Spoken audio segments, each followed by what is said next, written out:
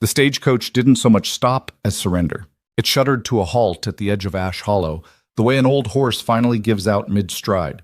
Not a clean stop, not a dignified one, but the kind that rattled every bone inside and knocked a woman's hat clean sideways across her face. The driver didn't even climb down. He just hauled Marion Vale's trunk off the roof with one arm, let it drop into the dust with a sound like a body hitting the floor, and then looked out toward the flat, colorless stretch of land ahead of them, like he was already calculating how fast he could turn the horses around. "End of the line," he said. Not unkindly, just honestly. Marion straightened her hat with 2 fingers, stepped down from the coach onto ground that felt like it hadn't seen rain in 6 months, and looked around. Ash Hollow. She had heard the name exactly once, in a letter written in someone else's handwriting, because the man she was now legally married to apparently had a neighbor's boy write his correspondence for him. The letter had been 5 lines long. It told her the ranch was west of the settlement, that there were sons, 6 of them, and that she should come prepared to work. It did not say anything about the land itself. It did not mention that Ash Hollow looked less like a settlement and more like something that had tried to become a town and then thought better of it. 3 buildings. A livery that leaned hard to the left, a general store with a cracked window patched over with brown paper, and a saloon that, even at midday, had its curtains drawn like it was ashamed of itself. The wind moved through it all in one long, unbroken sigh. Marion stood with her trunk at her feet and the iron key in her coat pocket. A key that had arrived with the letter, no explanation attached, and she did what she had trained herself to do in moments of doubt. She looked for something useful. What she found was a mule tied to the post outside the general store, saddled and clearly waiting. And beside the mule, a boy of maybe 16 sitting on an upturned crate, whittling at a stick with a knife that was too big for his hands. She picked up one end of her trunk and dragged it. The boy looked up. He had a narrow face, dark eyes set wide apart, and the particular expression of someone who had been sent somewhere they didn't want to be. "You're the woman," he said. Not a question. "I'm Marion Vale," she said. "And you are?" He stared at her for a moment, like the question surprised him. "Caleb. I'm the second one." She waited. "Second oldest," he said, as if she should have understood that immediately. "Pa sent me. Said to bring the mule for your things." That was considerate of him. Caleb looked at the trunk, looked at the mule, and did not move from his crate. "It's just a mule." Marion looked at the mule, looked at the trunk, and did not wait for him. She got her hands under the leather strap and started lifting. For a woman who hadn't eaten since the morning before, she managed it with less ceremony than Caleb expected because he stood up fast and took the other end without being asked. They loaded it in silence, not comfortable silence, the kind of silence that happens when 2 people are deciding what they think of each other and neither wants to go first. He gave her a leg up onto the mule. She didn't thank him. She nodded. He understood the difference. Well, the ride to the Mercer Ranch took 40 minutes on flat land that offered nothing to look at except the occasional juniper tree standing alone in the scrub like it had been left there and forgotten. The sky was enormous and pale and gave the impression of pressing down rather than opening up. Marion kept her eyes on the ground ahead and catalogued what she knew. Gideon Mercer, widower, 6 sons, cattle rancher. His wife had been dead for, the letter hadn't said how long exactly. Long enough that the household had apparently stopped functioning. That was the phrase his neighbor had used when Marion had written back asking for more information before she made her decision. The household has stopped functioning. 3 words that covered 1,000 different kinds of ruin. She had made her decision in a single afternoon. She had sat at the kitchen table of her sister's house in Danforth, Ohio, looked at the letter, looked at the key, and made a list in her head. Not of reasons to go, but of things she would be leaving behind. The list had been short, and the things on it had not been worth staying for. She was 31 years old. She had managed a boarding house for 4 years before it closed. She knew how to feed a crowd, stretch a dollar, fix a hem, and hold her tongue when it mattered. She did not know Gideon Mercer, but she knew what a family in trouble looked like, and the letter, all 5 sparse lines of it, had the particular tone of a man who had stopped knowing how to ask for help. She had packed 1 trunk. She had not cried. The ranch came into view around a low rise, and Marion's first impression was that it was bigger than she expected and more tired than she'd feared. The main house was a long, low structure of dark wood with a porch that sagged on one end and a chimney that needed repointing.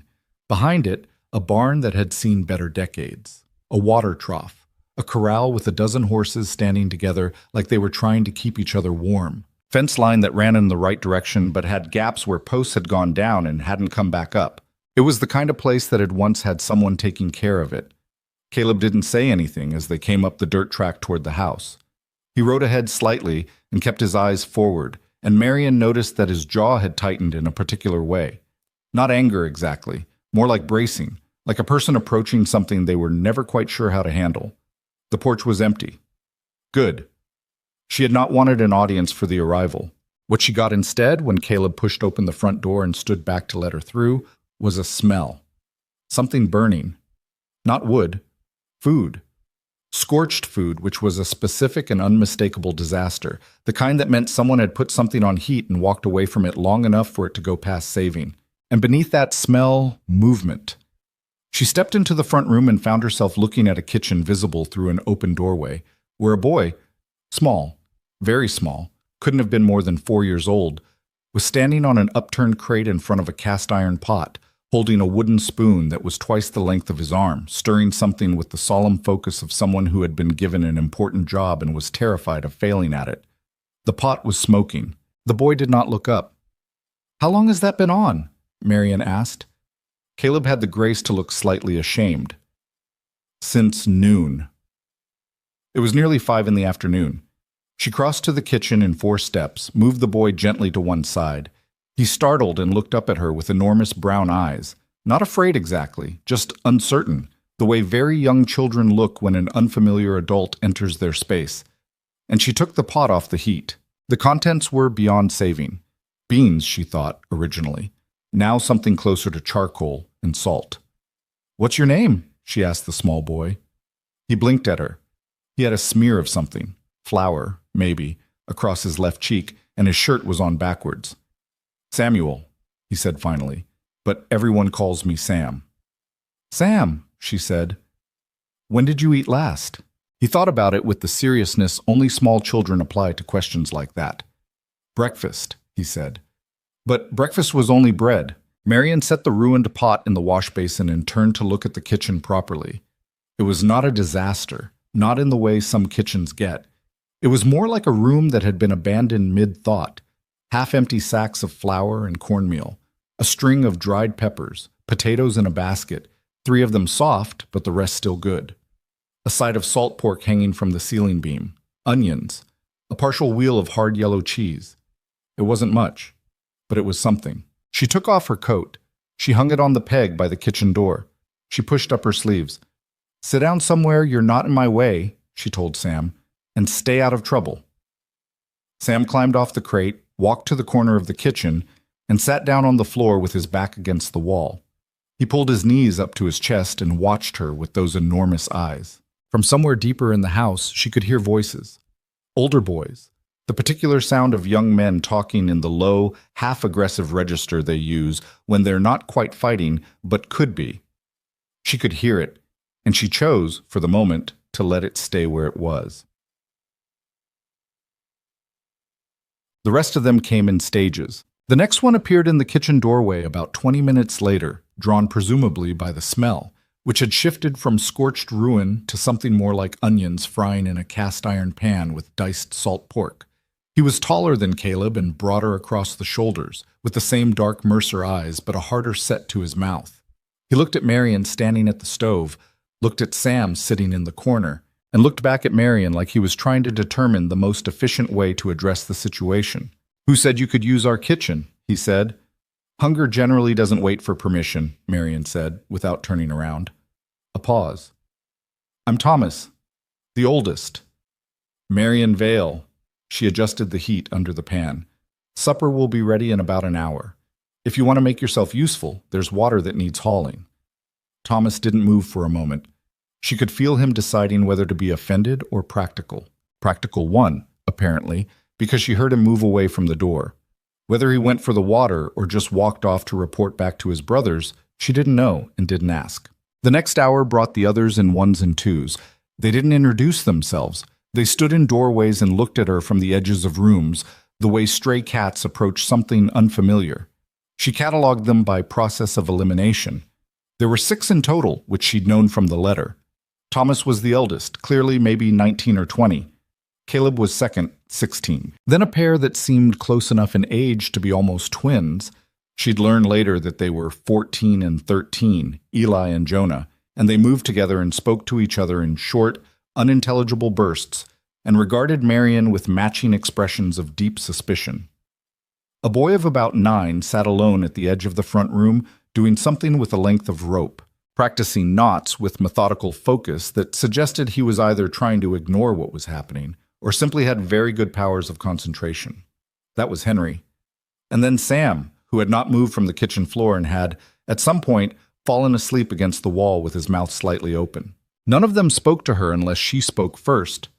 None of them offered to help, exactly, though Thomas did eventually haul the water without comment, and Eli, or possibly Jonah, appeared at her elbow at one point, peered into the pot of beans she'd set to soak, and asked what she was making.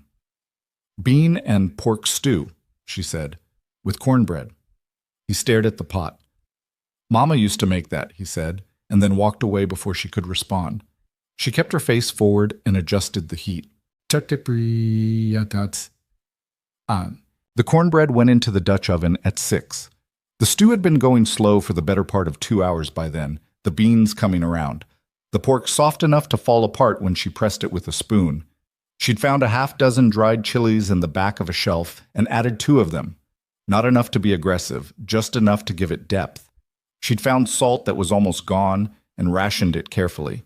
She found a crock of lard and used it sparingly because she didn't know when more was coming. She had not asked anyone to set the table. She had set it herself, found the plates stacked behind a cabinet door, mismatched, chipped, 6 in one pattern and 2 in another, and laid them out for 8. 7 boys and her. Gideon Mercer had not returned from the range. She had not asked about him. Not yet. At some point, the kitchen had filled up. Not because anyone had been invited in, but because the smell had done what smell always does. Moved through walls and around corners and found the people who were hungry, which was all of them. Thomas stood against the far wall with his arms crossed. Caleb sat in a chair that he'd turned backwards and straddled. Eli and Jonah were at the table already, though they'd sat as far from each other as possible, which was a mystery she'd solve some other time.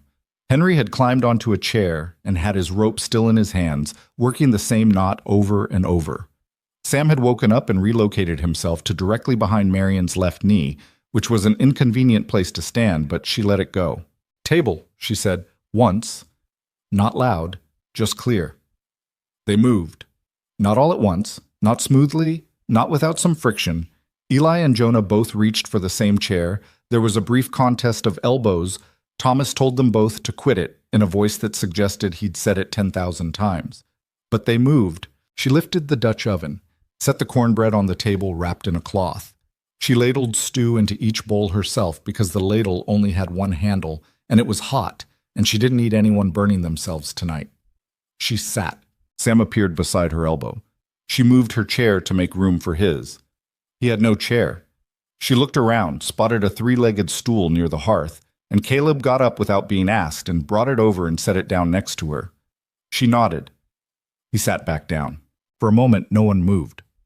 6 boys and a woman who was technically their stepmother and was about as familiar to them as the far side of the moon, all sitting around the same table with a meal between them that none of them had made, and all of them were hungry for. Thomas picked up his spoon first, looked at the stew, looked across the table at nothing in particular. "We wait for Pa," he said. "Then we wait," Marion said. So they waited. And to her credit, and she would think of this later, in the dark, as one of the things that had possibly saved the evening, she did not fill the silence with talk. She just sat, the same way she'd learned to sit with difficult things over the years, not running at them, not running from them, just there. Gideon Mercer came home at 7:10. She heard the horse first, then boots on the porch steps, then the door, which stuck in the frame and required a shoulder. She noted that, filed it away. The particular silence of a person who was tired down in their bones had a sound too, she had learned. A heaviness in the footsteps. A pause before entering a room, as if stealing. He appeared in the kitchen doorway and stopped. He was taller than she'd imagined, though she hadn't imagined much. Wide through the shoulders in a way that suggested 20 years of heavy work rather than any particular advantage of birth. Dark hair gone gray at the temples, and shorter on top than it had probably once been. A face that had been weathered and then weathered again. Not lined like a man who smiled a lot, but not cruel either. Just used. The face of someone who had been asked to carry something heavy for a long time and had done it without setting it down. He looked at his sons, seated. He looked at the table, the food, the set places, the cornbread already half consumed by Jonah, who had apparently not been able to wait any longer and was eating with his eyes down like he was hoping no one would notice. He looked at Marion. She did not stand up. She had thought about it and decided against it. Standing up would have made it a greeting between strangers. She was already seated at his table. She let that be its own statement. "You made it," he said. His voice was low, rougher than she'd expected, like it didn't get used much. "I did," she said. He pulled out the chair at the head of the table, the one she'd deliberately left open, and sat down. He looked at the bowl in front of him. He picked up the spoon. He tasted it. The room was very quiet. He tasted it again. He set the spoon down and looked at the table for a moment. Not at her, not at the boys, just at the grain of the wood, and something moved across his face that was hard to name. Not surprise exactly. More like recognition. Like tasting something he'd stopped expecting to taste again. "That's good," he said. Quietly. Like it cost him something to say. Nobody said anything.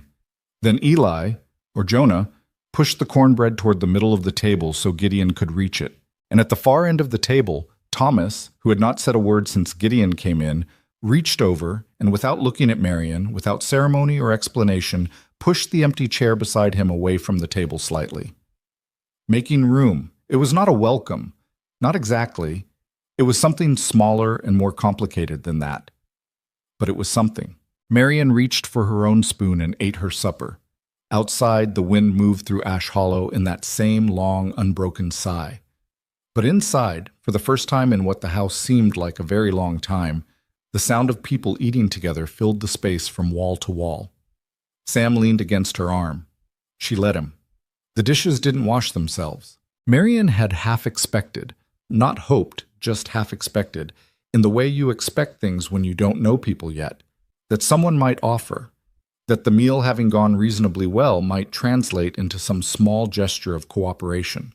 A boy picking up a plate, someone carrying the pot to the wash basin, anything. What she got instead was the sound of chairs scraping back and boots on floorboards as 6 boys dissolved into the rest of the house like smoke through a cracked window. Thomas went first, out the front door without a word, and the others followed in their various directions.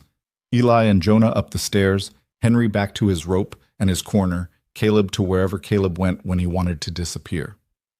Sam, who had eaten half a bowl of stew and fallen asleep against Marion's arm, somewhere between the second and third helping of cornbread, had to be carried. She'd looked around for someone to do it. Nobody was left. She carried him herself. He was heavier than he looked, the way sleeping children always are. And she didn't know which room was his. She stood in the hallway at the bottom of the stairs with Sam's head on her shoulder and looked up into the dark of the upper floor.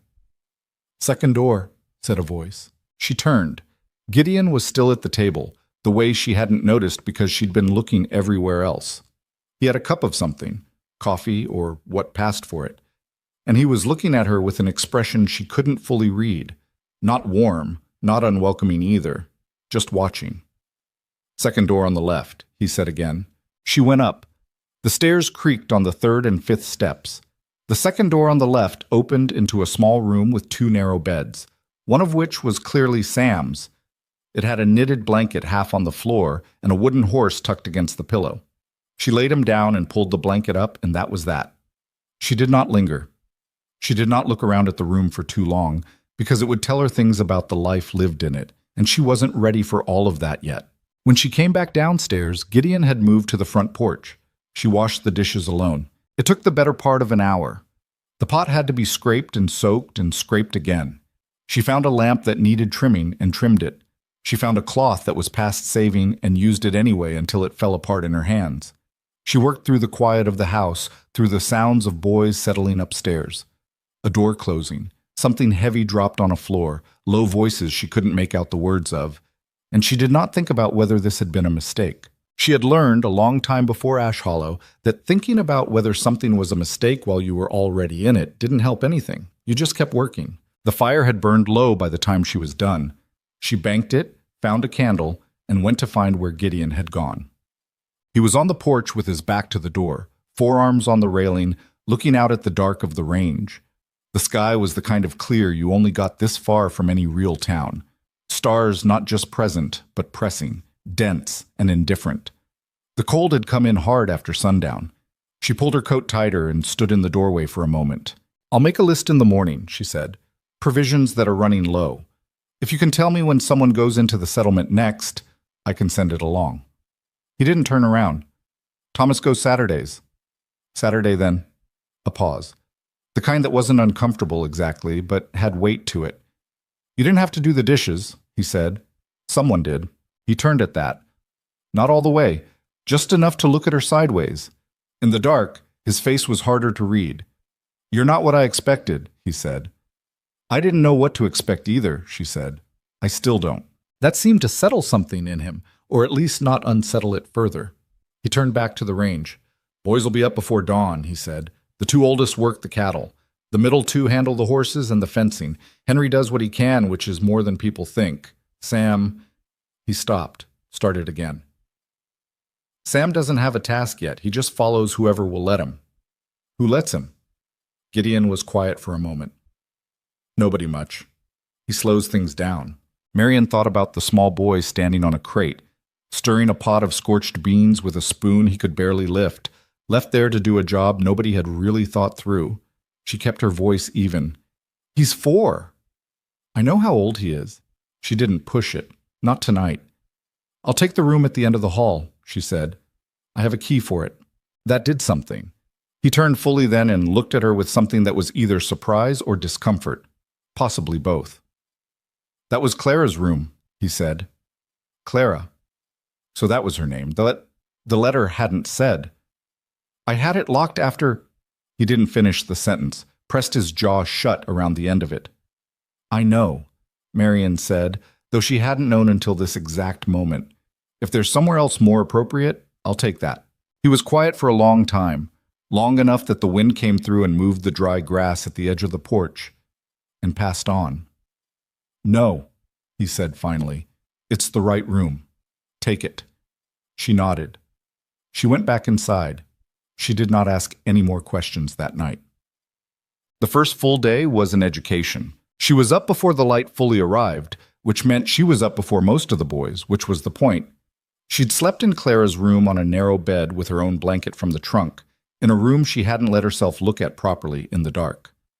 In the morning light, with the curtains she'd kept closed overnight, still closed, she'd dressed and gone straight to the kitchen without looking at the walls or the chest of drawers or the small framed sketch above the headboard that she'd noticed only as a shape in the dark and chosen not to examine. The kitchen was cold.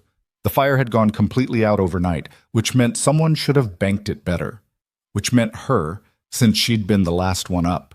She restarted it with the method she'd been using since she was 12 years old, crumpled paper and dry tinder and patience, and by the time she had oats going and water heating for coffee, the sky outside the kitchen window had gone from black to deep blue to the particular pale gray that came just before actual morning. Thomas appeared first, same as the night before, in the kitchen doorway with his boots already on.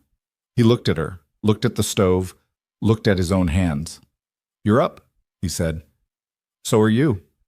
She poured him a cup of the coffee. It was weak. She'd found only a small amount left in the tin, and she'd have to add it to the Saturday list. She set the cup on the counter because she wasn't sure if handing it to him directly would be welcome. He picked it up, drank from it, made a face. "That's weak." "There's not much left," she said. I'll note it down. Pa likes it stronger." "I'm sure he does." "Pour it back if you'd rather have nothing." He didn't pour it back. He leaned against the counter and drank it with the expression of someone who had decided to be ungrateful about something and then lost the energy for it halfway through. He was 19, she'd worked out, possibly 20. Old enough to be tired in the way that only came from real responsibility, young enough that the tiredness hadn't settled into something permanent yet. "How long have you been running things?" she asked, keeping her voice conversational, like it was just a question, not a doorway. He glanced at her sideways. "Since Ma died." "How long is that?" 3 years. He said it flatly, like a fact about weather. Thomas was 17 when she went. Pa couldn't do much for a while. So. Such a small word for such a heavy thing. "You've done well," she said. He snorted, not mean, just disbelieving. "The place is half falling apart. The place is standing, 6 boys are fed and alive. That's not nothing." He looked at her then. Really looked. Not the sideways suspicious glance he'd been using since she arrived, but directly, like he was recalculating something. She held his gaze and kept her face neutral, because she wasn't trying to win anything. She was just telling him what she could see. He finished the coffee, set the cup down, and went out through the back door. She heard him call for Caleb somewhere outside. She turned back to the oats. She met the resistance more squarely on the second morning.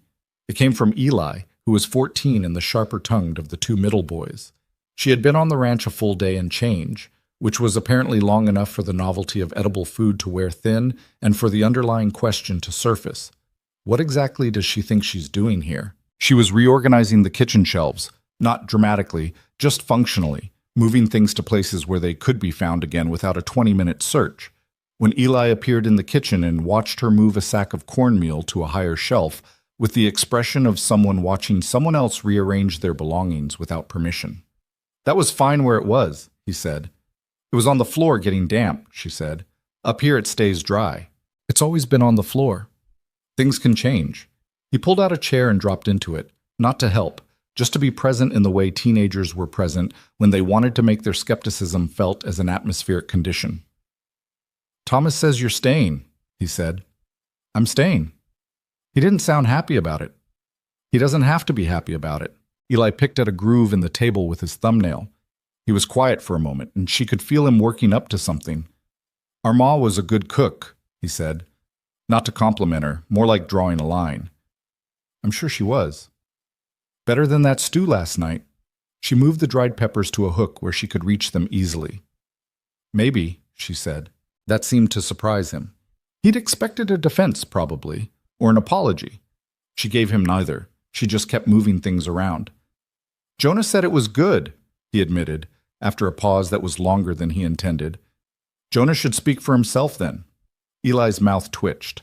Not quite a smile. Something adjacent to one. "He does that," he said. "He talks too much." "And you talk too little?" "I talk exactly the right amount." She looked at him over her shoulder. "That's what people who talk too little always think." He stared at her. She turned back to the shelves, and after another moment, without being asked, he got up and moved the bench that had been blocking the corner cabinet so she could get to it. She didn't thank him. He didn't want thanks. He wanted to feel like it was his decision, so she let it be his decision. Well, Henry was different. Henry was 9 years old and watched everything with wide, careful eyes. And the first time she caught him watching her, he didn't look away the way she expected.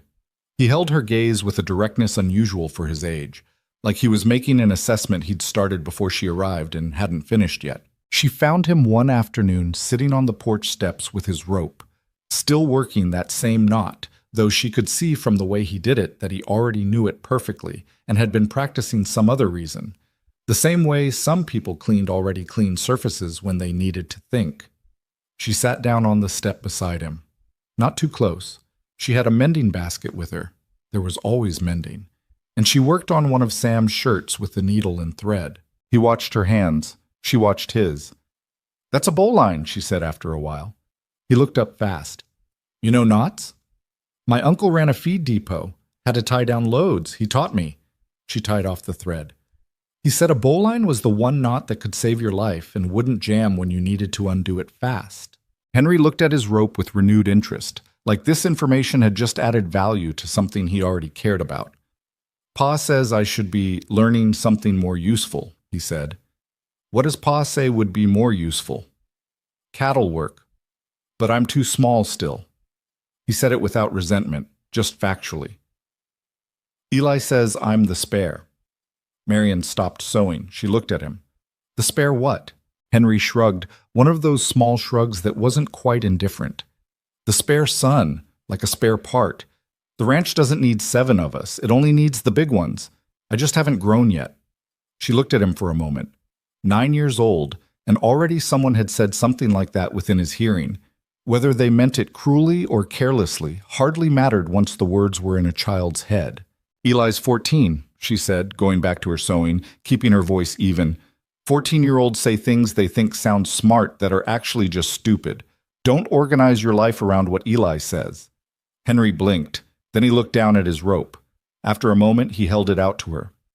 Do you want to learn a different one? She took it. Show me. The tension with Caleb was harder to locate because Caleb was harder to locate.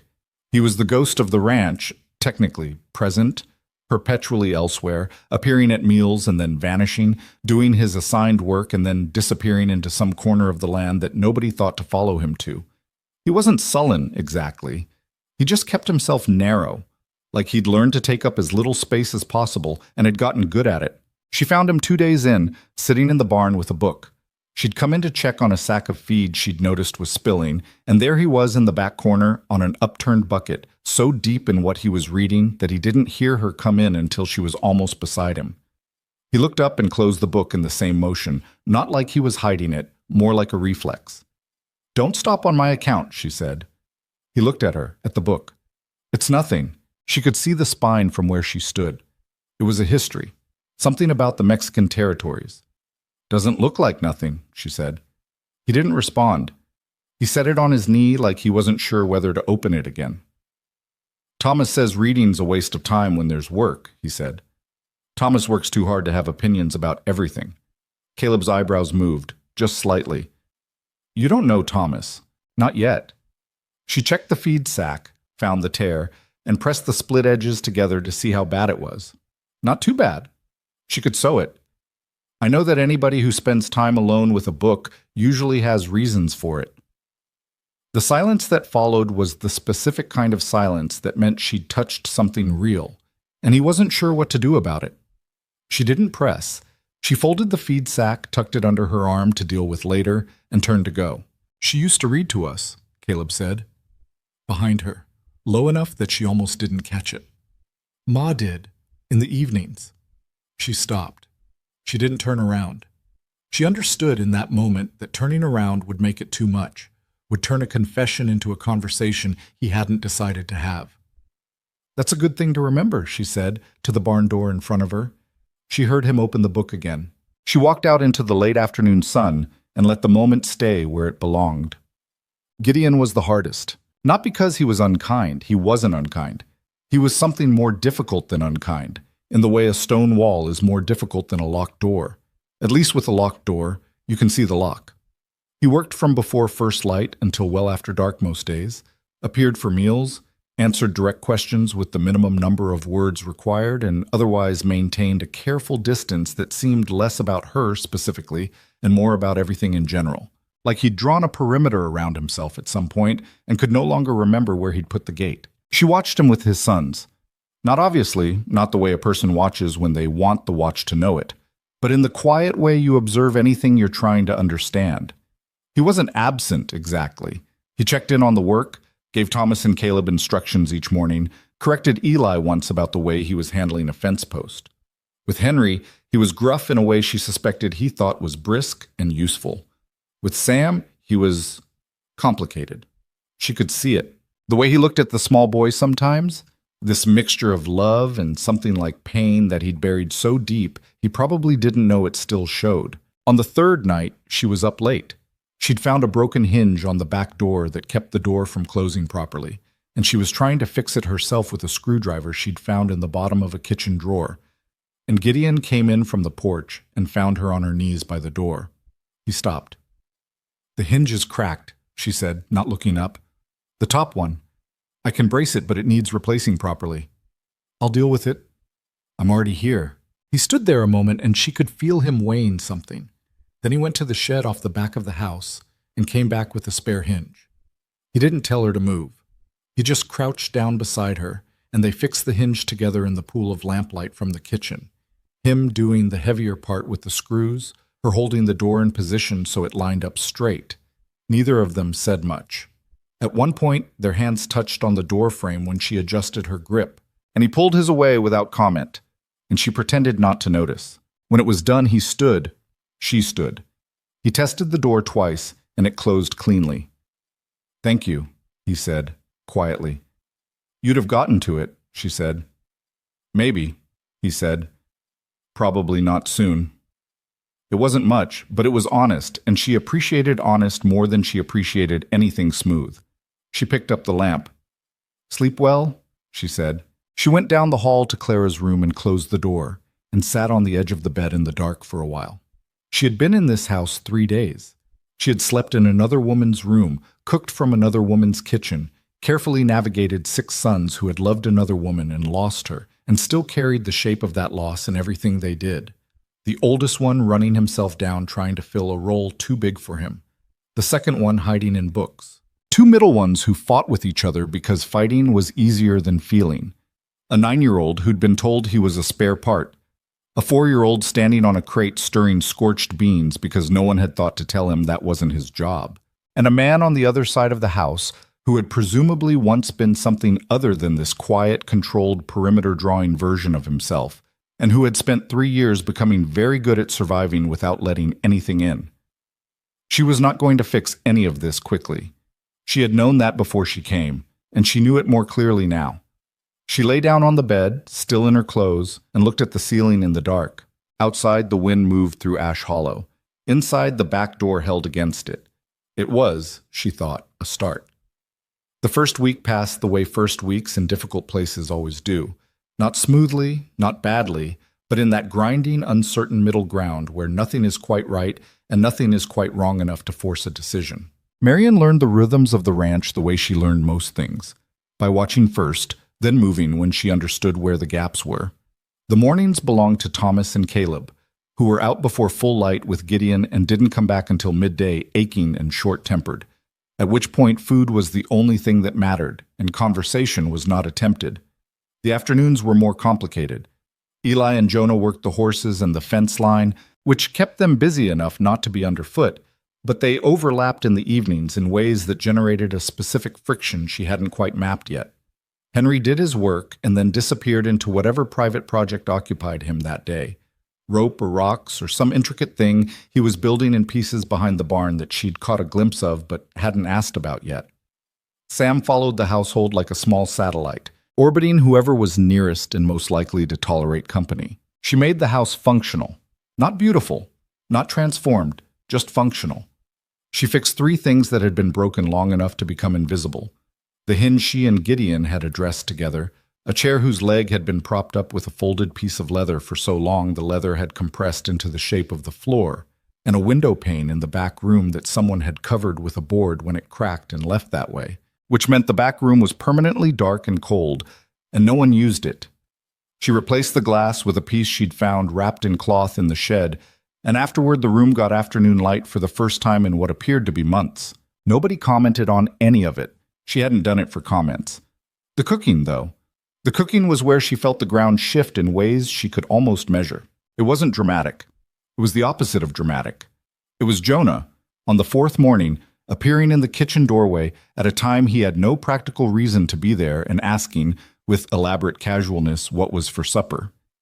It was Eli eating seconds on the 5th night, and then pushing his chair back hard and announcing he was going to bed like someone who resented being caught enjoying something. It was Thomas, whose default position at the table was arms crossed and expression calibrated to reveal nothing, who nonetheless always finished everything on his plate, and once, when she'd made a rye bread from a recipe she'd adapted out of necessity and habit, had looked at the loaf for a long moment before cutting a piece and said, almost to himself, "Didn't think rye grew right out here." Yes. She had explained that it didn't, she'd substituted and adjusted. And he had listened in the way people listen when they're deciding whether to be interested, and then cut a second slice. She was building something. She didn't have a word for it. It wasn't trust, not yet. more like a provisional truce between the house and the idea of her.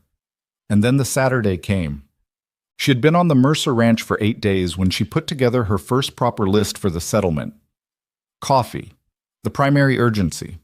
Flour, which was running lower faster than expected because she'd been baking more than they'd been budgeted for previously, though nobody had complained about that. Salt, lard, a bolt of cotton cloth, because Sam had 2 shirts and one of them had a tear she'd mended 3 times already. And Henry's boots had a separation in the sole she'd been watching with concern. She'd written it out the night before and added a note at the bottom, in her careful hand, that these were necessities and not improvements. She gave the list to Thomas at breakfast. He read it, looked up, looked back at it. Cotton cloth, he said. Sam needs a shirt. Henry's boots need attention. I know what Sam needs? Then you know why it's on the list. He folded it and put it in his shirt pocket. Caleb was already by the door with the wagon hitched and waiting, because Saturdays were market days and Thomas was always in and out of the settlement in under 2 hours, which was a system that apparently worked for everyone. Marian had one more thing. She'd been thinking about whether to say it, and had decided it was more useful to say it plainly than to let it sit. The coffee tin, she said, as Thomas was heading for the door. There's something at the bottom of it, wrapped in cloth. He stopped. His back was to her. I don't know if that's been there a long time or a short time, she said. It's not my business.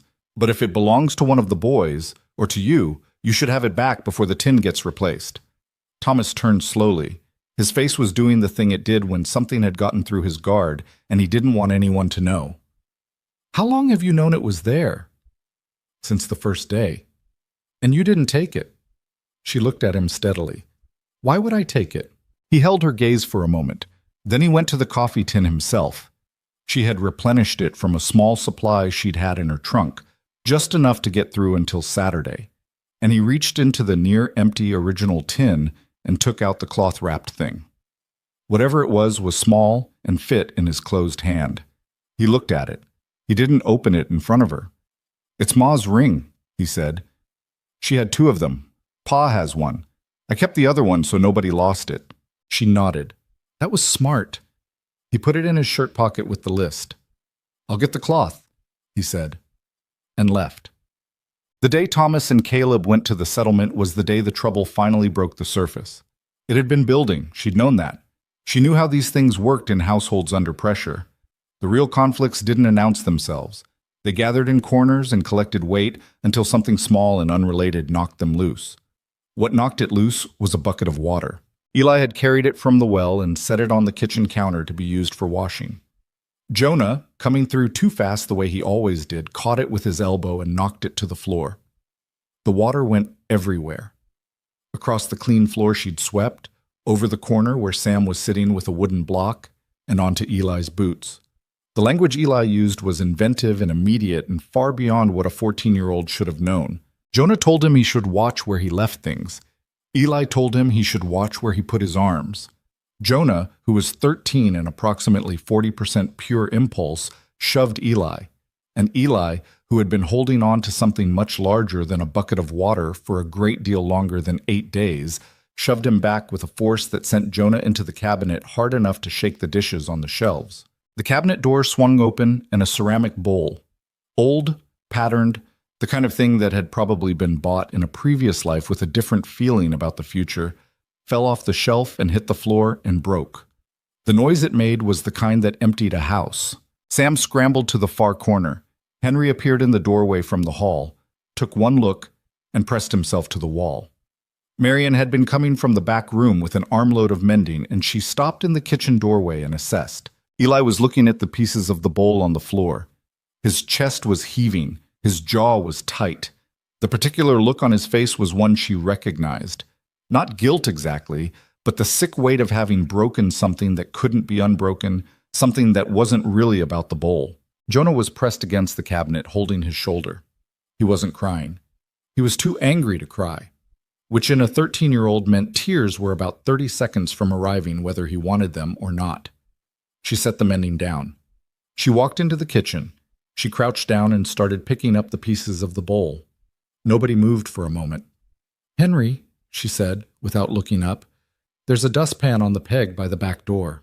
Henry retrieved it. She held it while he swept the small fragments into it. She was aware of Eli standing a few feet away, vibrating with something he didn't have words for. "It was Ma's," Eli said. His voice came out strange, flat and raw at the same time. That bowl was hers. She looked up at him from where she was crouching. His eyes were bright, and he looked furious and very young. "I know," she said. "You don't know anything." Not aggressive, almost helpless. "You're right," she said. "I don't know your mother. I don't know what things were like before. I know that bowl mattered, and it's broken, and that's not nothing." Jonah's jaw was trembling. "It was an accident," he said to Eli, "not to her." The apology was awkward and unformed, the way apologies were when they came from a person who was still more angry than sorry. "I know it was an accident," Eli said. But knowing a thing and feeling a thing were not the same, and Eli walked out the back door and let it close behind him, and Marian let him go. She stood up with the dustpan and looked at Jonah. His eyes were wet and he was staring at the door. "He's not really angry at you," she said. "I know," Jonah said. He wiped his eye with the back of his hand in one fast motion, like he wanted to deny it had happened. "He's never just angry at the thing that's actually there." She looked at this 13-year-old boy who had just said something startlingly perceptive and who had no idea he'd said it. "You understand him pretty well," she said. Jonah shrugged. "We share a room. It's hard not to." She carried the broken bowl pieces outside and put them in the ash pile, which felt like a better end than the rubbish. Then she went and found Eli sitting on the fence rail at the far edge of the corral, looking at nothing, doing the specific nothing of someone who needed to be left alone but not too alone. She stood at the fence rail beside him, not touching it, just present. After a while, he said, "She used to keep dried lavender in that bowl, from back east, before they came out here. She brought seeds with her." He was picking at the wood grain on the rail. "Nobody grows lavender out here." "I know," she said. "You keep saying that." Not accusatory, just noting it. "Because I do know that things matter, even things that seem small." She looked out at the range, which was the same pale, hard-scrabble distance it always was. "I'm not trying to replace anything. I want you to know that." He was quiet. "I'm not her," Marian said. "I'm not trying to be. I'm just a person who is going to be living in your house and trying not to make things worse." Eli looked at his hands on the rail. "Thomas says you're doing all right," he said, eventually, in a voice that made it clear this was a significant concession. "Thomas has been doing an impossible job for 3 years," she said. "His opinion means something." "He doesn't think so." "I know." This time, Eli actually made a sound that was adjacent to a laugh. Just barely, gone as soon as it arrived. "You gonna fix everything?" he asked. Skeptical, genuine. "No," she said, "but I can fix supper, that's something." He looked at her sideways for a long moment. Then he got off the fence rail and walked back toward the barn, and he didn't slam anything on the way, which she counted. Corset. The crisis arrived on a Thursday, in the middle of the second week, from a direction she hadn't anticipated. She had gone to the settlement herself. She needed to see the store, see what was available and at what price, get a sense of what the household's relationship was with credit and account. Thomas had not offered to take her, and she hadn't asked him.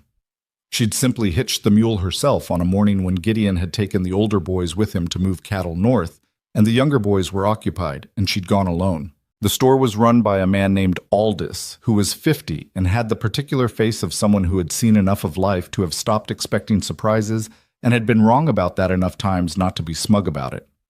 He looked at her over the counter when she came in, and she saw the recognition move across his face.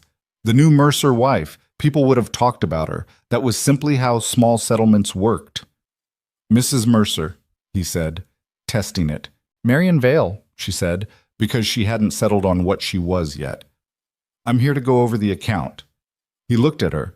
He looked at something under his counter. Then he said carefully, "The Mercer account." "Yes." He pulled out the ledger and put it on the counter between them. She looked at the balance at the bottom of the page. She had been prepared for it to not be good. She had not been quite prepared for how not good it was. 3 years of a household buying on credit and paying it down in slow, irregular installments when cattle sold, which, she gathered from the figures, hadn't been often enough. She stood at Aldis's counter and looked at the number and did the calculation she'd been doing in the back of her mind since she arrived. The one about what the ranch was spending versus what it was likely bringing in, and understood now why the coffee tin had been so close to empty, why the salt was rationed, why there were only 2 shirts for a 4-year-old. "Gideon knows?" she asked. "He knows," Aldis said simply. She thought about a man carrying that on top of everything else. 3 years of it. And never, not once in 8 days, saying a word to her about it. Not that she'd asked, but she hadn't known to ask. She thanked Aldis. She rode the mule back to the ranch with the account balance sitting in her chest like a stone. That evening, she made the best meal she'd made since arriving. It was not a strategy exactly. Or it was, but not a calculated one. More the instinct of a person who didn't know how to address a problem with words yet, but knew exactly how to address it with work. She used the last of a cured ham she'd been conserving. She made a proper pot of beans with the dried chilies and a crust of stale bread fried in lard until it was crisp, which she crumbled over the top. She made a potato hash with the good onions. She made a rice pudding from the small cache of sugar she'd found in the back of a shelf. Thin on sugar, but thick on rice, finished with a handful of dried apple that she'd been saving since her trunk, and that smelled, when they cooked, like something from a completely different world. She cooked through the afternoon. Sam sat on his stool in the corner and watched her with enormous eyes. Henry came in at some point and sat at the table without explanation, elbows on the wood, watching the kitchen fill with smell. Even Jonah, who had been maintaining a studied distance since the bucket incident, materialized in the doorway and stood there with his arms at his sides like a person who had walked somewhere without intending to. She put it all on this table at 6. 8 plates. Every seat. They came in the way they always did, in their various states of dirty and tired, and they sat down, and there was a moment, before anyone touched anything, where she felt the room do something. Just a small thing. A settling. Like a sound that had been going on so long you didn't hear it anymore. And then it stopped. Gideon sat at the head of the table. He looked at the meal laid out in front of him.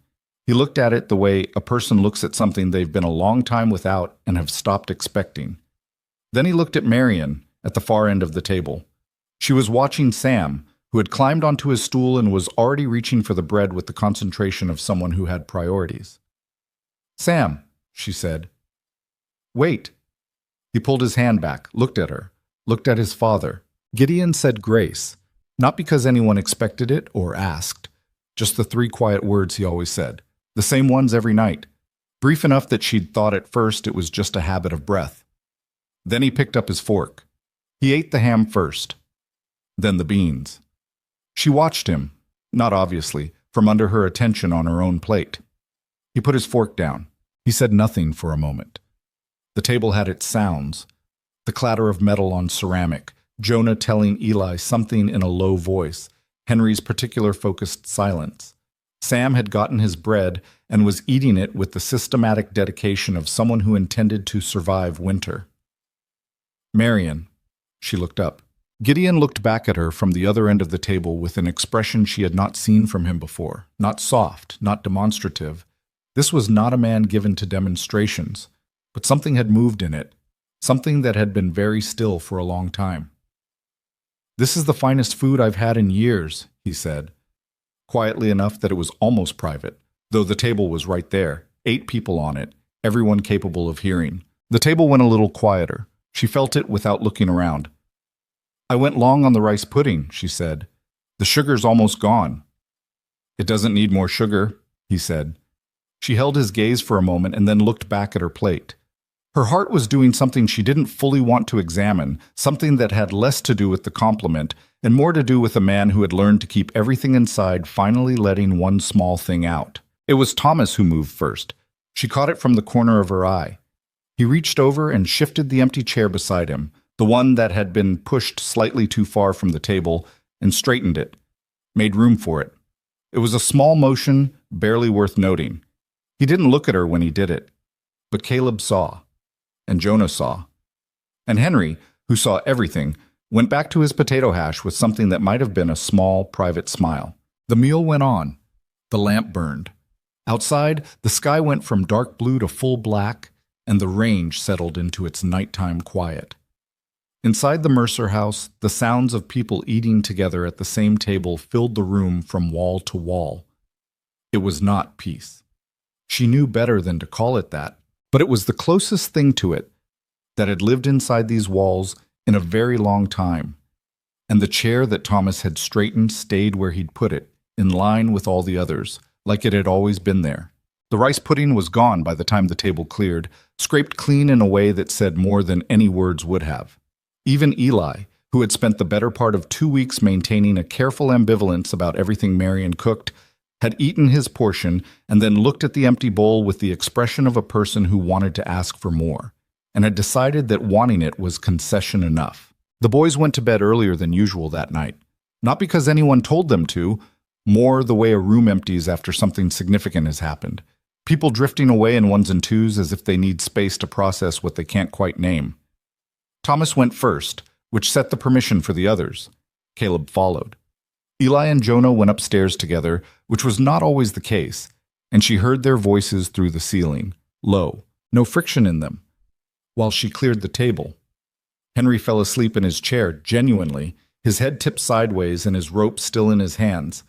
The knot he'd been working on pulled halfway through before sleep took him. She covered him with a blanket she found on the back of the settle and left the lamp turned very low. Sam she carried up herself.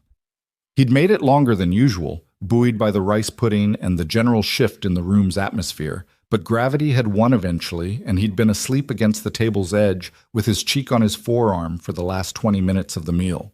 He barely stirred when she lifted him. She put him in his bed, tucked the knitted blanket up, and set the wooden horse back where it belonged against his pillow. When she came back downstairs, Gideon was still at the table. He had a cup of coffee, proper coffee now, the good tin Thomas had brought back from Saturday, and he was looking at the table surface in front of him the way he sometimes did, like the grain of the wood had something to tell him if he waited long enough. The lamp above the table made the room feel smaller than it was. Outside, the wind had picked up. She could hear it moving against the eaves. She sat down, not at the far end, where she usually sat, but closer, 2 seats away, because the table was long and there was no reason to conduct a conversation across 8 feet of space. He looked up. "I went to see Aldous," she said. "Last week. I didn't mention it." Something moved across his face. A tightening, quick and controlled. "I know. He told me." He set down the cup. "You should have asked me before going through the account." "You're right," she said. "I should have. I wanted to understand the full picture before I said anything. And now you understand it. Some of it." He looked at her steadily. Whatever he was feeling about this, exposed, defensive, something else, he kept it level. It was a particular skill he had, she'd noticed, the ability to keep things level long past the point where most people would have let something show. She didn't know yet whether that was strength or damage. Probably both. "The debt isn't new," he said. "I know what it is. I've been managing it." "I know you have." "Then what is it you want to say?" She thought about how to do this. She'd been thinking about it since she rode back from Aldous' store with that number sitting in her chest. She wasn't here to indict anyone. She wasn't here to offer solutions she'd invented on the back of 2 weeks' knowledge to a problem that had been building for 3 years. But she also wasn't the kind of person who could see a thing clearly and then pretend she hadn't. "I want to understand what you need," she said. "Not just the house, the ranch, the whole of it, what it takes to keep it running and what's been falling short." He was quiet for a moment. Why? The question was genuine, not hostile, just genuinely asking what she meant by need and what she intended to do with the answer. She understood that. Someone had given him 5 lines in a letter and sent a stranger to his door, and so far that stranger had washed his dishes and cooked his meals and fixed his hinge and left most of the larger questions carefully alone. He was probably waiting for the part where she told him what she actually wanted. "Because I'm here," she said, "and being here means I'm part of it now, whether that's convenient or not. And I'd rather understand the thing I'm part of than work around it in the dark." He sat with that for a moment. Then he got up and went to the desk in the corner of the front room. A roll top that was always closed. She had not gone near it, and he opened it and came back with a ledger. Not Aldous', his own. He put it on the table between them and sat back down. She opened it. She read through it without saying anything, turning pages carefully, understanding as she went. The cattle numbers. The cost of feed through the bad winters, the price per head at the last 3 sales, and what that had netted against what the debt required. The wages he owed 2 ranch hands he'd had to let go the previous spring because there wasn't enough to pay them, which meant Thomas and Caleb were now doing the work of 4 grown men between them. The mortgage on the land itself, something she hadn't known about until now, which had 2 years left on its term at a rate that made the math difficult under any circumstances and nearly impossible under current ones. She closed the ledger. "The herd's the issue," she said. "The herd's small," he said. "Lost 20 head to the fever 2 winters ago. Before that, a bad crossing. Lost the better part of a drive in the river. I've been rebuilding, but it takes time, and we haven't had time. And the hands you let go, I can't take them back on what the cattle are bringing." He said it without apology, just fact. Thomas knows how to work cattle. Caleb's learning, but they're young, and there's only 2 of them for what should be a 4-man operation. She thought about Thomas's face at breakfast every morning, that particular exhaustion that sat too deep for a 19-year-old. Does Thomas know the full picture, she asked? The mortgage, the account? No. He thinks he does. He thinks he knows enough. Gideon's jaw tightened slightly. He doesn't need to be carrying that. He's already carrying it, she said. He just doesn't know the shape of it. That's worse, not better. Gideon looked at her. She expected resistance. What she got was a silence that felt less like refusal and more like someone who had been told something they'd suspected and weren't sure what to do with it. "He's 19, Gideon said, quietly. "I know," she said. "You were probably working a full man's job at 19. That's different." "Is it?" He didn't answer that. He picked up his coffee and drank from it and looked at the table again. The wind outside moved in a long push against the house and then died back. "Why did you come?" he said, eventually. Not the administrative version of the question. Not why did you agree to the marriage? What were your practical reasons? The real version, the one that had been sitting under the surface of these 2 weeks. She had thought about this too. Not what she would say. She hadn't prepared an answer, but the question itself, which she'd known was coming eventually. "Because something needed doing," she said. He looked up. "I was in Danforth," she said, "managing a boarding house that had been sold out from under the previous owner, which meant it was going to close, which meant I had a job for another 3 months and then nothing lined up. My sister's house has 4 people in it already and room for maybe 2. She folded her hands on the table. "I'm not telling you this so you feel sorry for me. I'm telling you so you understand that I didn't come here chasing something I wanted. And I didn't come here out of desperation either. I came because the letter said there was a family in trouble and work that needed doing, and that's something I know how to walk toward." He listened to this with his hands around the coffee cup and his eyes on her, and she had the sense he was hearing not just the words, but the shape of the life behind them, the same way she'd been reading the shape of his. "You didn't know me," he said. "No." "Didn't know the boys?" "No." "Didn't know this place?" "Still don't," she said. "Not really. 2 weeks isn't knowing a place." He almost smiled. Not quite. Something in the region of it. "Most people who came out here knowing what it was turned around," he said. "We're not easy. I've noticed." "Eli giving you trouble?" "Eli's grieving," she said. "There's a difference." He looked at her for a moment with something that shifted the quality of the silence between them.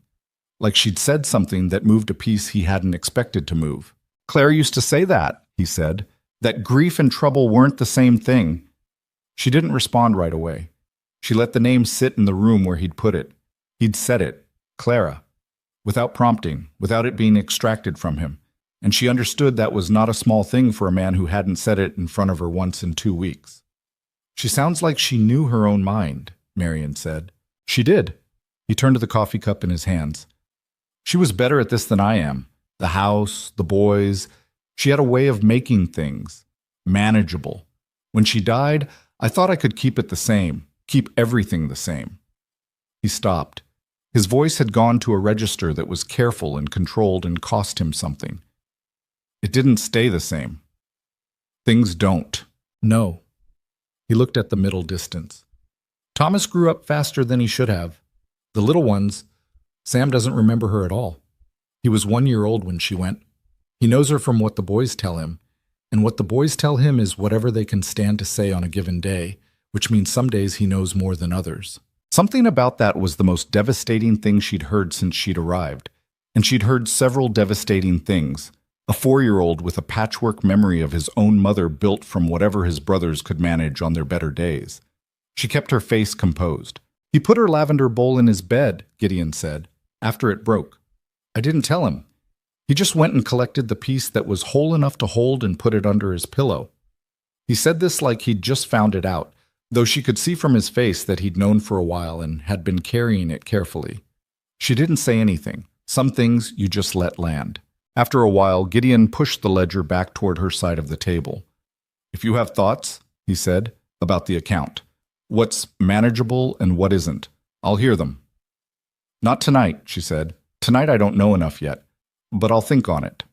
He nodded, like that was an answer he could work with. She stood up to go and then stopped. There was something she'd been turning over since she came back from Aldis's, something adjacent to the account, but not about money. "The boys," she said, "Thomas especially. When's the last time anyone asked him what he wants? Not what the ranch needs. What he wants." Gideon looked at her from the table. "I don't know," he said, honest enough that it sat in the room like something heavy. "That might be worth knowing," she said. She left him at the table with his coffee and went down the hall to Clara's room and sat on the edge of the bed in the dark and thought about a man who had been failing at something he'd been attempting alone for 3 years and had asked for help in the only way he apparently knew how. 5 lines in a letter and a key sent to a stranger. She found Thomas the next morning before anyone else was up. He was at the corral in the gray pre-dawn light, checking the rigging on his saddle, which was what he always did before a day of cattle work. Systematic, thorough, the same order every time. She brought him a cup of coffee, the good coffee, and stood at the rail and handed it over the fence. He took it, looked at her sideways. "You're up early." "I'm always up early." "Earlier than usual." She leaned on the rail. "I looked at your father's ledger last night. He showed me." Thomas's hand stilled on the saddle strap. Just for a moment, then he went back to checking it. "He doesn't usually show anyone that." "I know." "What did you see in it?" She told him. Not everything. The mortgage figure she left alone because that was Gideon's to share on his own terms. But the shape of it, the cattle numbers, the hand situation, the account at Aldis's and what it would take to work it down at current rates of income. She watched his face as she talked and saw him absorbing things he'd half known and things he hadn't known at all. The particular expression of someone who has been operating on incomplete information and is recalculating in real time. When she stopped, he was quiet for a long moment. "How bad?" he asked. "Bad enough that it needs attention," she said. "Not so bad that it can't be worked." "What does that mean?" "It means the ranch is salvageable if the cattle operation can grow, which means you need more hands, which you can't afford, which means you need a different approach to the cattle." He looked at her. "You know cattle work?" "I know numbers," she said. "I don't know cattle the way you do. That's why I'm talking to you." He was still, processing. She could see the particular tension in him. The 19-year-old who had been running on instinct and exhaustion and stubbornness for 3 years, being offered an actual conversation about the thing he'd been managing alone. "There's a man north of here," Thomas said slowly. "Name of Pritchard. He runs a larger operation. Last fall he mentioned he needed summer grazing, said his own land couldn't sustain the full herd in summer. I didn't say anything to Pa because—" He stopped. "Because it would mean Pritchard's cattle on our land. Some men take that as an obligation. Pa's particular about who uses our range. But the grazing fee would cover a month's account at Aldis's, maybe 6 weeks if Pritchard's numbers are what he said." Thomas looked at his hands on the saddle. "Maybe more." "Have you talked to your father about it?" "No." "Why not?" He didn't answer immediately. She waited. Outside the corral, the sky was going from gray to pale, and the horses were moving, awake and restless the way horses got in the early morning. "Because when I bring things to Pa," Thomas said, "he listens and then he makes a face like I've added to something that's already too heavy, and I'd rather not add to it." She heard what he was really saying. 3 years of watching his father buckle under weight he wouldn't let anyone share, and Thomas managing his own contributions around it. Not because he didn't have ideas, but because he'd learned that presenting ideas to Gideon felt like adding to the burden rather than dividing it. A system that guaranteed both of them stayed isolated from the one thing that might actually help. "Tell him about Pritchard," she said. "Tonight, at supper if you can." "He might say no." "He might," she said, "but he showed me the ledger. That's not nothing. Tell him." Thomas looked at her for a long moment. The morning was coming in properly now, the light going from pale to actual, the ranch emerging from the dark in its familiar state of held together and barely. The broken fence post she'd noted in the east corner, the barn door that needed new planking on the left side, the water trough that had a slow seep at the base, all of it fixable. None of it fixed yet. "You're different than I thought you'd be," Thomas said. "What did you think I'd be?" He almost smiled, just almost. Someone who'd try to make everything nice. He said nice the way a person said a word they had a complicated history with. Ma was nice. In a real way, not a put-on way. But Pa wrote for someone to run the household. I thought he'd get someone who'd come in and... He lifted one hand and let it fall. "Rearrange things." "I rearranged the kitchen shelves." "That's different." He picked up his coffee, which had gone slightly cold while they talked, and drank it anyway. "You didn't try to make us like you." "That wouldn't have worked," she said. "No," he said. "It wouldn't have." He finished the coffee and handed the cup back and swung up into the saddle. From up there he looked older than 19, or maybe just the right age for everything he'd been asked to do. "I'll talk to Pa," he said. "About Pritchard." "Good," she said. He turned the horse toward the range. She watched him go, this boy who had been acting like a man for 3 years because nobody else could, and thought about what Gideon had said the night before. "I thought I could keep everything the same." And about what it cost a family to be kept the same when the thing that had made it what it was already gone. She walked back to the house. Sam was up. She could hear him through the kitchen window, talking to himself with the narrative momentum of a small child who had a lot to say and didn't need an audience to say it. Henry would be down in 20 minutes, hungry and methodical. Eli and Jonah would follow, one of them disagreeable about something, the other pretending not to be bothered by the first one's disagreeableness. Gideon would come in last, from wherever he'd been since before dawn, and sit at his end of the table and be there and not quite there in the way he always was, the way of a man who had learned to be present in body and keep everything else behind a wall he'd built before he understood what it would cost him. She put the coffee on. She started the oats. She listened to the ranch wake up around her. Its sounds and its silences, its particular rhythms that were starting, slowly, to feel less foreign and more like the texture of a place she lived in. She was not happy exactly. She didn't think happiness was the right word for this, or not yet, but she was not unhappy. She was doing something that mattered to someone, which was not always the same as being happy, but was, in her experience, more sustainable. The key was still in her coat pocket. She touched it sometimes, for no reason she could have explained, just checking that it was there. The room at the end of the hall was still mostly closed to her. She slept in it, but she hadn't opened the curtains, hadn't looked at the things on the shelf above the chest of drawers, hadn't examined the framed sketch above the headboard that she'd been registering only as a shape in the dark for 2 weeks. She wasn't ready for that yet. She knew she'd have to be eventually, but there was an order to things, and she had learned to respect it. Outside, the day came on in the flat, relentless way it always did in Ash Hollow.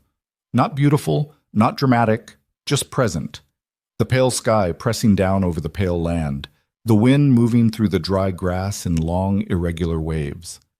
And in the kitchen of the Mercer Ranch, the coffee heated and the oats thickened, and the smell of both moved through the house from room to room, reaching into corners and up through floorboards, doing what it had been doing for 2 weeks now, telling people something was there. Something was ready. Someone had stayed.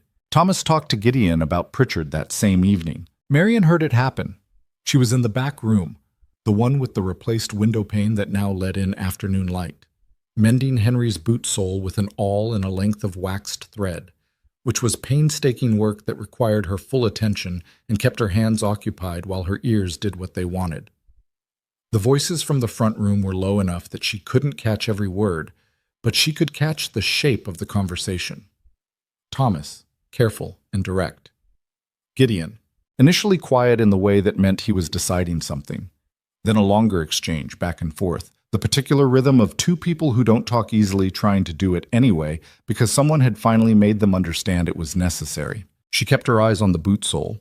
The awl was old and the handle had worn smooth from years of use by hands that weren't hers. She'd found it in the bottom of the kitchen drawer where tools went to be forgotten. She wondered sometimes whose hands had used it before her, whether Clara had sat in this same back room doing the same work. And then she pushed the thought aside because that kind of wondering didn't do anyone any good. After about 20 minutes, the voices stopped. She heard a chair push back, then footsteps toward the desk in the corner, the roll top, the one with the ledger, and the specific sound of paper being moved around. Not searched for, just handled, like confirmation, or like a man double-checking something he'd already decided. She finished the boot and set it down and flexed her fingers. Her right hand ached from the awl. She'd been at it too long. She pressed her palm flat against her thigh for a moment and looked at the fixed window pane, at the last of the late afternoon light coming through it in that warm, amber-tinted way that she'd come to look forward to without meaning to. She came out of the back room and found Thomas in the hallway, leaning against the wall with his arms crossed and his head tipped back, looking at the ceiling in a way that was either exhaustion or relief, or possibly both occupying the same body at the same time. He looked like a man who had held his breath for a long time and was trying to remember how to stop. He looked at her when she came out. Something in his face had shifted, not dramatically, just enough. "He's going to send word to Pritchard," Thomas said. She nodded. "Good." He wasn't happy about it. Was he wrong about it? Thomas thought for a moment. "No," he said. He wasn't wrong. He pushed off the wall, straightened. He doesn't like needing things. "I've noticed," she said. Thomas looked at her for a moment. Not the appraising sideways look she'd gotten in the first week, but something more direct. More like the look of a person who has recalculated something and isn't going to announce the result, but knows it. "He said it was your idea," he said. "It was your idea. I just told you to say it out loud." "That's not nothing." "No," she said. "It's not." He went upstairs without further comment, which was the Thomas Mercer version of a great deal of feeling that he didn't have words for. She stood in the hallway for a moment after his boots hit the top step, listening to the house around her, the fire in the main room, the wind outside, the particular creak of the second stair that she'd stopped noticing and then started noticing again when she thought about how long it would take to learn all the sounds of a place until they felt like hers. She went to Clara's room. She stood in the doorway with her hand on the frame, and then, for the first time in 3 weeks of sleeping in it, she lit the lamp and carried it inside and actually looked at the room. It was not what she'd been afraid it would be. That was the first thing she understood, and the relief of it was more physical than she expected, something releasing in her chest, like a breath held too long. She'd been imagining, without letting herself imagine fully, a kind of shrine. A room kept exactly as it had been, everything preserved, the whole space heavy with grief made permanent. That was what happened in some houses. The dead got a room that the living walked past and never entered, where the air went stale and the windows stayed closed and the whole thing slowly became less a room and more an accusation. This wasn't that. It had been emptied, not stripped, but cleared in the particular way a room was cleared when someone was trying to make it habitable for another person without pretending nobody had been there before. The chest of drawers had Clara's things in the top 2 drawers. Marian had known that since the first morning, had not opened them and had not needed to. The curtains were Clara's, a faded blue cotton that let through light in a particular warm way she'd noticed even without opening them fully. The floor had a worn path from the door to the window, the specific track that 20 years of the same feet walking the same route left in wood. And above the headboard, the framed sketch she'd been registering as a shape in the dark every night for 3 weeks. She brought the lamp close and looked at it properly. It was a drawing of the ranch, not refined. Whoever had done it wasn't trained, but they were careful and specific. Every building accurate. The barn with its leftward lean, the house with its long porch, the corral fence in its right configuration, the hills behind. The juniper tree at the edge of the yard, which she recognized immediately because she'd been looking at it every morning from the kitchen window without knowing it was old enough to have been drawn 9 years ago. Done in pencil, the shading light in some places and heavy in others where the hand had pressed harder, reaching for something. In the bottom right corner, small and practical, CM 1873. Clara Mercer. 9 years ago. The ranch drawn from outside, looking in, by a woman who had lived in it for, Marion calculated, probably 15 years by that point. Maybe more. She had drawn her own home the way you drew something you were afraid of losing or something you wanted to see clearly. Or both. Usually both. Marion set the lamp on the chest of drawers and sat down on the edge of the bed and looked at the drawing for a long time. Long enough that the lamp flame steadied and the room went quiet around her and she could hear the night outside. The wind in the grass, the distant sound of one of the horses shifting in the corral, the faint creak of the house itself, settling. She thought about what Gideon had said in those careful, rationed words at the kitchen table 3 nights ago. She had a way of making things manageable. 20 years, 6 sons, a cattle ranch and a settlement that the rest of the world had largely decided wasn't worth the attention. What kind of person that required you to be, day after day, year after year, making things manageable not because it was easy, but because the alternative was letting them become unmanageable. And the people depending on you couldn't afford that. She had done that for a boarding house full of strangers once. 14 rooms, 20-some people rotating through over 4 years. A landlord who was alternately absent and demanding. A budget that required constant renegotiation with reality. She understood the work of it. The particular way it wore on a person, not in the dramatic ways that made good stories, but in the quiet ways that took something out of you, so gradually you didn't notice until you went looking for it one day and found it gone. She understood Clara Mercer in the way you understood someone you'd never met but had been living inside the shape of. The worn floor path, the faded curtains, the drawing above the bed, the boy who kept a piece of the lavender bowl under his pillow because that was the shape grief took when you were 4 and working with limited materials. She reached into her coat pocket and took out the iron key. She turned it over in her fingers. The metal was cold, the teeth worn slightly from age, the iron dull in the lamplight. She had carried it for 23 days, since the stagecoach, since the dust of Ash Hollow, since the moment she stepped down from the coach and understood that what she'd agreed to was larger and more difficult and more necessary than 5 lines in a letter had conveyed. She had carried it through the first supper and the broken bowl, and the conversation with Aldous at the counter and the fence at night, and every single morning she'd woken up in this room without looking at what was in it. She set it on the chest of drawers. Deliberately. The way you set something down when you've decided it doesn't need to be carried anymore. A key was for opening a door. Once you were through it, the key was just a key. She lay back on this bed and looked at the ceiling and thought that this was the most settled she had felt since she arrived. Not happy, not certain, not finished with the hard parts, just settled. Like a person who has stopped bracing for something and started simply being where they are. The Pritchard agreement came through 10 days later, carried by a hired boy on a fast gray horse who tied up at the post and waited in the yard with the particular patience of someone being paid by the hour and therefore unbothered by cold. Marion happened to be nearest the door when the knock came. Gideon was on the range and Thomas was with him, Caleb somewhere in the barn, the younger boys in the house, and useless for business matters on the best of days. She read the note on the porch with the cold coming off the range in flat, steady waves. Pritchard agreed to the summer grazing arrangement. The fee he quoted per head per month was higher than Thomas had estimated. She ran the numbers twice in her head to be sure. And yes, definitely higher, which meant the account at Aldis's could be addressed faster than she'd projected. She went inside, wrote a reply confirming the arrangement in the name of the Mercer Ranch, took it back out to the boy, and watched him ride off down the track toward the settlement. She stood on the porch for a moment afterward. The math moved through her head without being invited. The grazing fee against the outstanding account, the timeline, what was left after that, what it would take to rebuild the herd to the size the land could support, how long before the operation was generating enough that Thomas and Caleb weren't working 4 men's jobs between 2. It was not a short timeline. It was not hopeless either. She went inside and wrote it all down before she forgot any of it. That evening at supper, she told Gideon she'd confirmed the arrangement and showed him her calculation. He looked at the figures. He looked at her. Something moved across his face. Not quite irritation, not quite the opposite. The particular expression of a man who is recalibrating his understanding of what the person across the table from him was capable of. "You should have waited for me to reply," he said. Not angry, just stating it. The boy needed an answer. The numbers were right. I made a call. She met his eyes. If I was wrong about the numbers, tell me and I'll account for it. He looked at the figures again.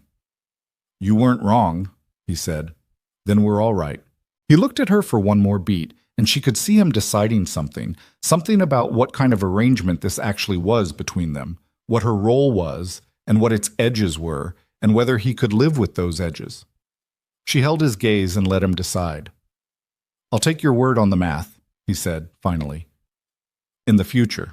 It was not a small concession from a man like Gideon Mercer, and she knew it, and she acknowledged it with a nod and nothing more, because making more of it would have embarrassed him. Thomas, across the table, studied his plate with an expression of contained satisfaction that he clearly hoped nobody was noticing. Jonah noticed and looked like he wanted to say something about it. Eli put his elbow into Jonah's ribs to stop him. Sam ate his supper with the focused dedication of someone who had no interest in adult business and significant interest in whether there would be cornbread. There was cornbread. There was always cornbread now. She'd figured out the ratios that worked with the particular quality of the cornmeal that Aldous carried, and she'd written it down so she wouldn't forget. March came in hard, which she should have expected because March in this part of the territory apparently did not believe in subtlety. The cold front pushed down from the north and kept the land locked in a gray, stubborn freeze that made outdoor work miserable and kept the boys closer to the house than any of them were fully comfortable with. 6 people who were used to spreading out across a ranch suddenly contained to a house-sized space, which had its own particular friction. She had seen this coming, and she had prepared for it the way she prepared for most foreseeable problems, by creating work that could absorb people. The soap-making took 3 days and occupied the kitchen in a way that naturally drew people in. The chemistry of it interested Henry more than she'd expected. He stood at her elbow on the first morning asking questions about the lie that were genuinely good questions, the kind you got from a child who observed things carefully before speaking, and she answered all of them straight without talking down to him, which seemed to be what he required. He stirred when she let him stir. He measured when she showed him how. By the end of the first batch, he was explaining the saponification process to Sam in terms that were largely accurate and completely incomprehensible to a 4-year-old, who listened with the polite attention of someone who understood nothing but respected the speaker's enthusiasm. Jonah appeared mid-morning of the second day and sat at the table and asked if he could learn to read a ledger properly. She looked at him over the soap pot. "Where's this coming from?" she asked. He shrugged with the elaborate casualness of a 13-year-old who had been thinking about something for a while and didn't want to admit it. "Thomas knows. Caleb's learning. I should probably know." "After supper," she said. "Bring the small ledger from the desk." He looked relieved in that quick way he had, the expression there and gone in a second. She turned back to the pot. She heard him take an apple from the bowl on the shelf. She kept fruit in that bowl whenever she could get it. It had become one of the quiet habits of the kitchen, the bowl being there, the bowl being stocked. And she heard him take a bite and then, under his breath, start to hum something. No recognizable tune, just a wandering, unself-conscious sound, the kind a person made when they forgot there was anyone to hear them. She let him hum. That evening after supper, she sat with him at the table for an hour, the small ledger open between them, going through what a debit was and what a credit was, and what the balance meant, and how to read the date columns, and what it meant when a number appeared in brackets. He was quicker than she'd expected, absorbing the logic of it fast, asking questions that showed he was genuinely tracking rather than just waiting for her to stop talking. By the end, he was working through entries on his own, running his finger down the column, calling out the balance.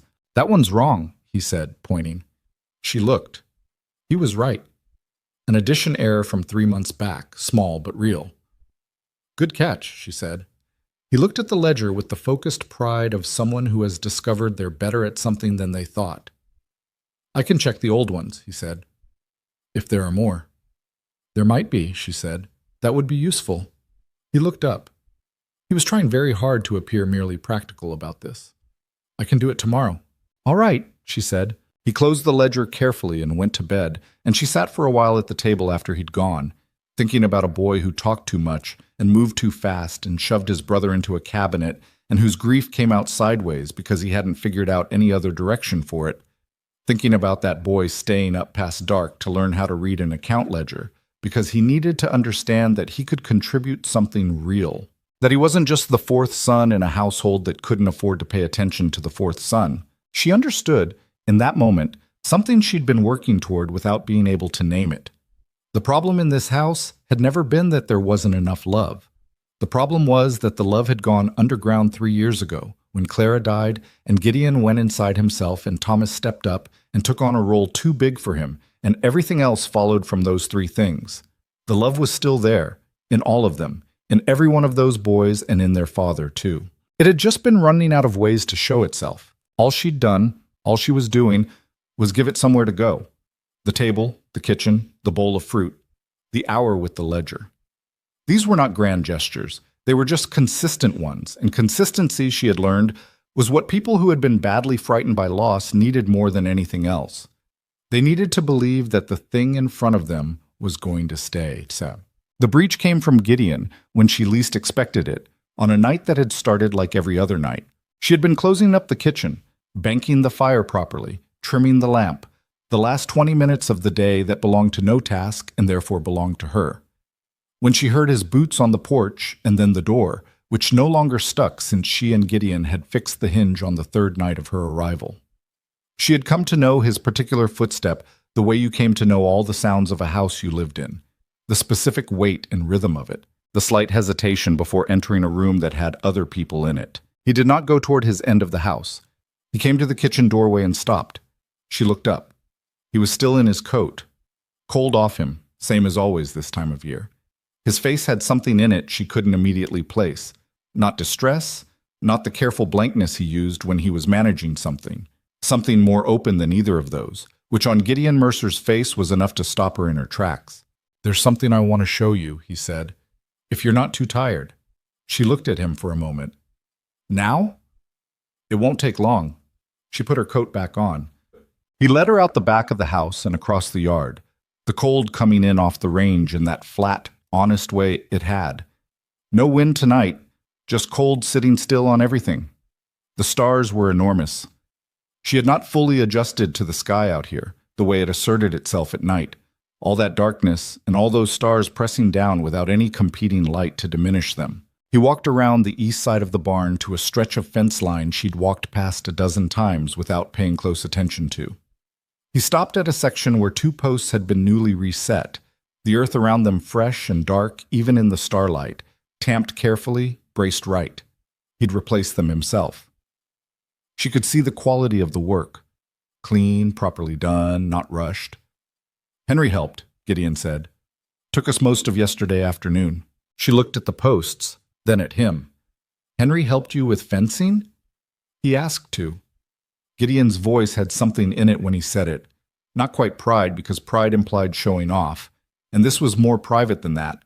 It was the careful, barely handled feeling of a man who had been given something unexpected and wasn't sure yet what to do with it. "He's stronger than he looks." He worked the whole afternoon without complaining. She understood that she was not being shown a fence post. She was being shown what had happened beside a fence post.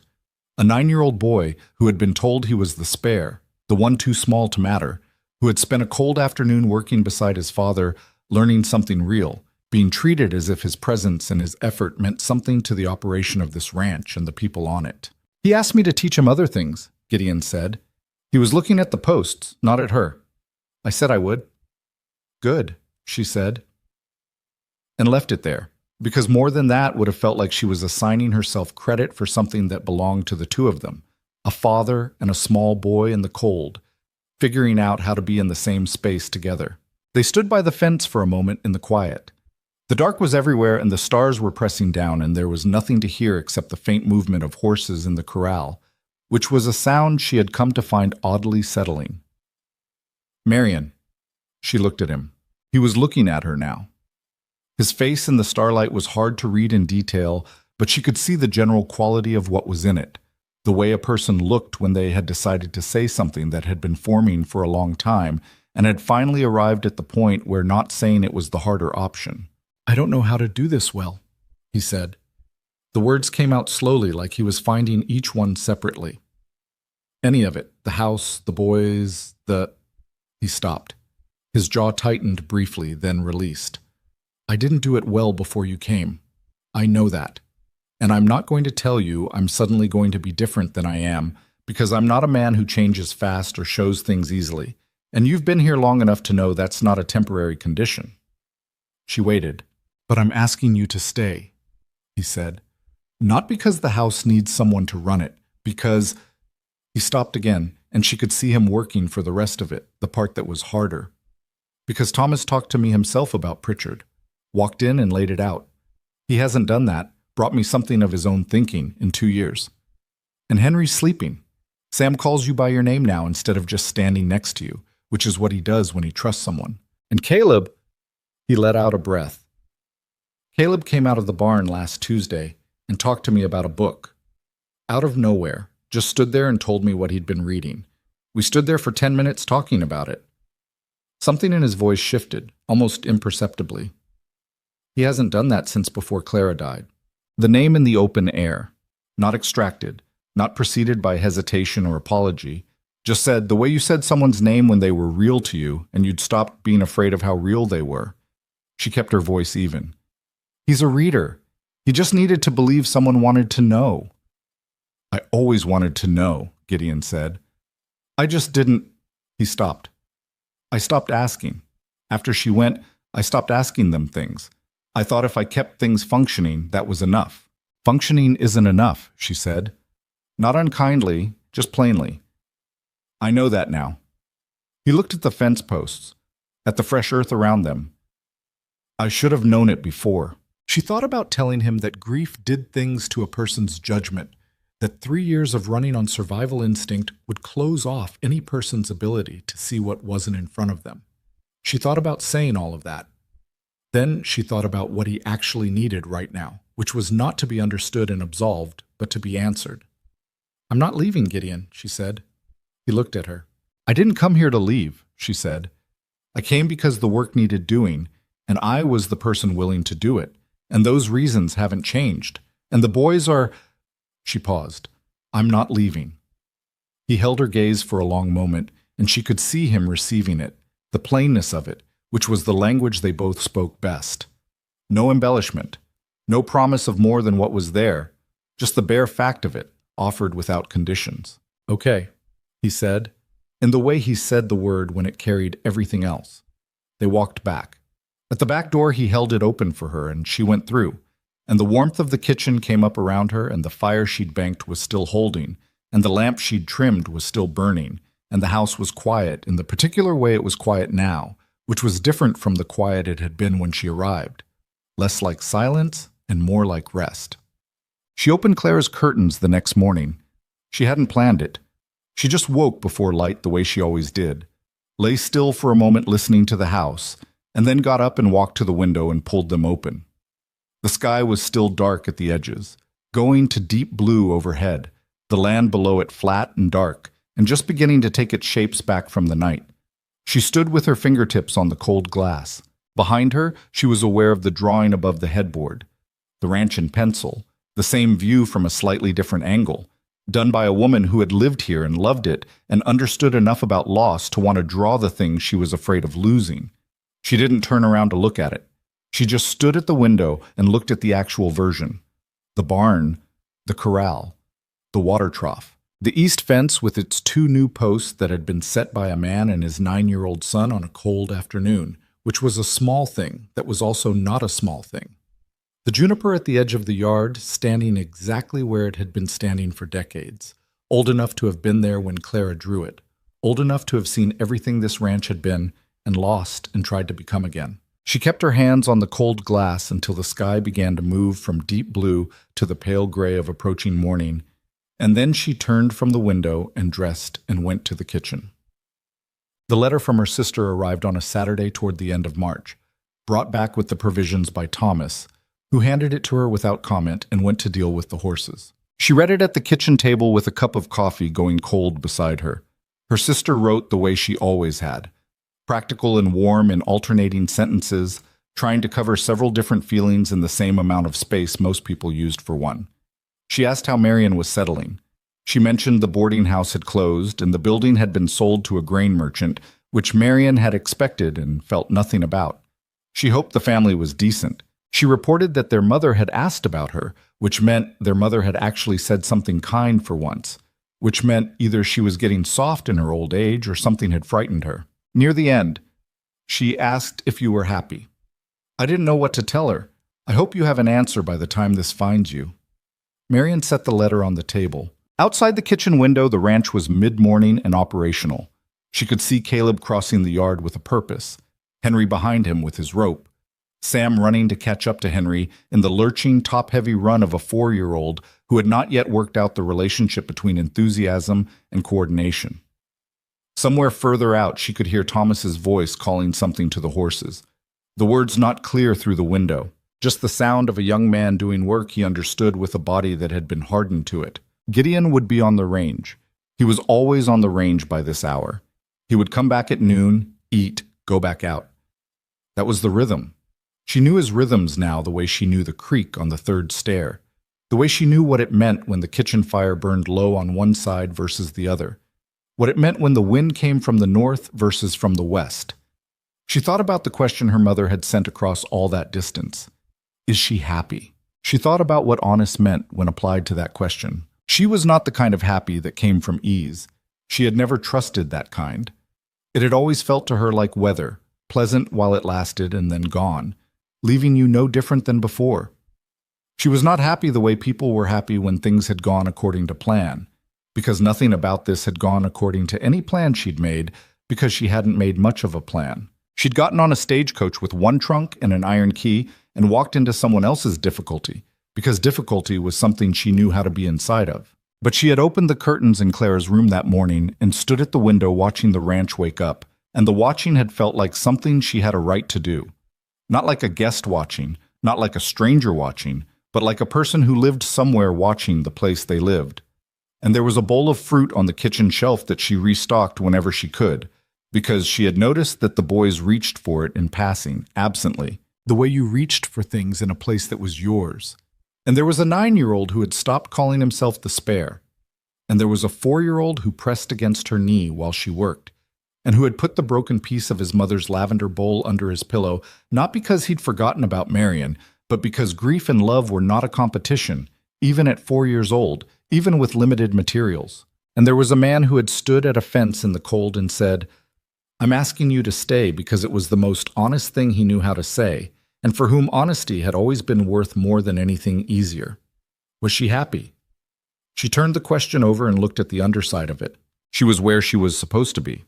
She was doing work that mattered to real people in real and visible ways, and she could see the effects of it, which was more than she'd been able to say in Danforth. She was not lonely in the deep way she had been lonely at the end, managing a building full of strangers who came and went and never quite saw her. She was tired in the productive way, not the hollow way. She was challenged and sometimes frustrated and sometimes genuinely uncertain about how to navigate the next difficult thing. She was, in some ways she hadn't expected, less alone than she had been in a long time. That wasn't the same as happy, but it was, she thought, more durable. She found a piece of paper and a pen and she wrote back to her sister, "Tell Mother I'm all right. I'm working hard and the work matters. There are 6 boys and a man who needed someone to stay, and I'm staying. I don't know if that's happiness, but I think it might be something better. I'll write more when the cold breaks." She addressed it and set it out for Thomas and finished her cold coffee and stood up. Sam appeared in the kitchen doorway with mud on both knees and the expression of someone who had been doing something inadvisable and was now calculating how visible the evidence was. He looked at Marion. She looked at him. She looked at the knees. "What happened?" she said. Not a question, because with Sam it was rarely useful to frame it as one. "I found a good mud," he said, which was not an explanation, but was, she had come to understand, Sam's particular way of communicating that he considered the cost worth it. She put the letter in her pocket, went to the shelf for the cloth, and crouched down in front of him. He held still while she cleaned his knees with the focused patience of someone who had accepted this as a recurring feature of his existence, which, she reflected, it was. "Is it still good mud?" she asked. He considered. "Yes," he said. "Very good. Then don't go back in it today." "Okay," he said, in the tone of someone who was not promising anything.